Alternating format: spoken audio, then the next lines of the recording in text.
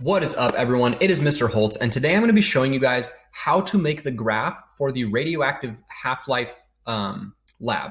So assuming you guys already have all of your data in your table like I do right here, and it doesn't really matter if you have different numbers for your numbers of decayed and radioactive atoms. I'm just going to show you how to make the graph and how to make sure your lines for both the decayed atom data set and the radioactive data set are both shown on the same graph, and they both match in the colors that we have that we're using for this lab. So the first thing you're going to want to do after you have all of your data input in this table, we're not actually going to be using the half-lives column, so you can ignore that for now, because we want to be graphing our atoms over time and how the numbers of atoms change as time goes on, as opposed to changing per half-life, because we know they're all going to change for each half-life.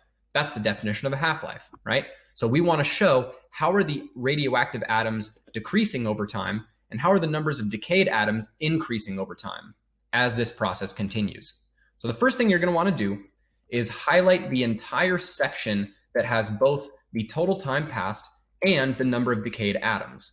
Now, I know there are not things in these last three boxes under the number of decayed atoms, but that's okay, because when we make the graph, the spreadsheet will recognize that there's no numbers in there. So once this section is highlighted, and you can either do that by clicking and dragging over all of them, or by clicking in one of the boxes in the corners and holding down Shift and using the arrows to highlight all the other boxes individually. Now in the first toolbar up at the top where it says File, Edit, View, Insert, etc., we're going to want to click on Insert while these two columns are both highlighted. So if you click on Insert, it'll pull up this chart for, or all these different things for you, and you're going to want to hover over where it says chart, and you guys can see that there's a bar graph here. Now we're not going to be making a bar graph, but that's okay, because there's other different graphs that we can make once we create the chart initially. So just go ahead and click on Insert and go down to Chart. Once you click on Chart, then it should auto-populate this graph, and you can see mine right here. But there's one big difference between the graph I have here and what I want it to have. So you'll notice that this line is highlighted here in blue. Now this line represents all of the decayed atoms that we have in our table above. But notice that the decayed atoms are colored in red because that helps us isolate which data set are we talking about. So what I'm going to want to do is to go into the settings and change this line to be red to match that it's representing my decayed atoms instead of my number of radioactive atoms, right? Because we don't have that data set in there yet, and that can get things kind of confusing, especially because the line that it input for us is automatically blue, which is what we want our second data set to be. So the way that you can do this, and we'll start from scratch here, is if you're just anywhere in the table, you can double click anywhere in this graph and it'll pull up the chart editor for you. Now what we want to do is we want to change this color from blue to red. So if you're underneath the Customize tab over here, you can scroll down to, and I'm going to get rid of this, you can close all of these. We want to open up the Series tab. So open up Series by clicking on this arrow, and you'll notice here we only have one series because we've only incorporated one data set so far, and that was our number of decayed atoms. But again, we don't want this to be blue, we want these to be red so that it matches what we have in our table. So I'm going to come down here and click on, obviously we only have one data set. I'm going to come down here and click on the color, and then I can choose any of these, but I'm going to select red. And now you'll see here that our line is red and it matches the color that we have here. So once we have both data sets in, if they match the color for decayed atoms and radioactive atoms, then it'll be easier to understand what we're looking at.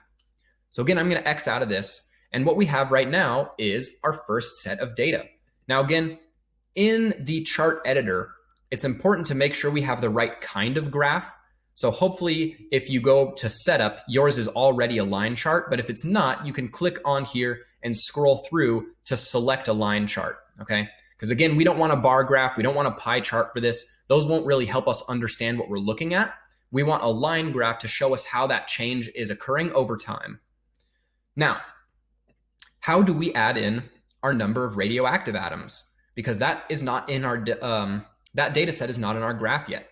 So the way that we're going to do that is, again, if you double click on the graph anywhere, it'll pull up the chart editor. Now what I want to do is go back to setup. So I'm going to get out of the Customize tab and I'm going to go over to setup here. If you scroll down to where it says series, you'll see here that you can add a series underneath where it says number of decayed atoms, okay? Because that is our first series. That was the first data set we added in red. But now we want to add our number of radioactive atoms as an extra data set, but we still want it to be on the same graph. So if you click down here where it says add series, it pulls up this, let me move my face. It pulls up this search bar here for you. Now I don't really use the search bar because I don't type things in directly. I'm going to click on the graph or click on my table and highlight those values individually. So if you hover over this box right here that says select a data range, go ahead and click on that and it'll pull up this extra box for you. Now this box, you can click and drag around. So I'm just going to move it over to the side. And what you guys are going to see is that you can type in this search bar, but you have to be really specific. So if I type like hi, obviously it doesn't recognize that because it says it's an invalid range. You need to be really specific when you're in these spreadsheets. So instead of typing something in there, because I don't want to make any mistakes, I'm just going to go over to my actual data table and click and highlight this entire section. So I'm going to click on the top and highlight all the way down. Again, I know there are not values here, but I want everything that I'm using in our second data set to match everything that I incorporated in the first data set. So I'm highlighting everything in this column.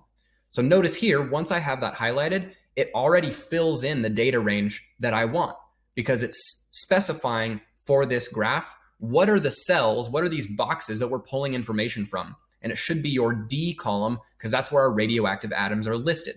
So once this is highlighted, if you click OK, it should auto implement that into the graph, which it just did. But you guys will see here that this is now a red line. So it automatically incorporated the second line as red. So funny enough, it automatically uses the colors backwards as to how we wanted to use them in this. So to edit this second line, we can do the same thing that we did earlier. Again, you can either double click on the entire thing and go to the set or go to customize down to series and then click on the colors. Or if you hover over this line individually in the graph, you can actually double click on the line itself and it automatically takes you to this color changing section. So again, in this case, we're dealing with the number of radioactive atoms instead of the number of decayed atoms because this is our second data set, the number of radioactive atoms. And to change this to blue, all you guys need to do is come down here, click on color, change it to blue, and then you can X out of the chart editor. Now, you guys will notice that this graph here matches the graph that I made in the video that we watched on the Half-Life Lab. And if you didn't watch the video and you have different numbers, it doesn't really matter. But in general, your red line and your blue line should have a similar trajectory to represent that over time, our number of radioactive atoms is decreasing as our radioactive substance breaks down, and our number of decayed atoms increases as the decay products that we have, we gain more and more of as time goes on. So hopefully that was helpful for you guys and it helped you figure out how to make the graph. Go ahead and hit that like and subscribe button. And if you are not already following me, please do so. That would mean a lot. And other than that, I hope you guys have a great rest of your day, and I will see you later.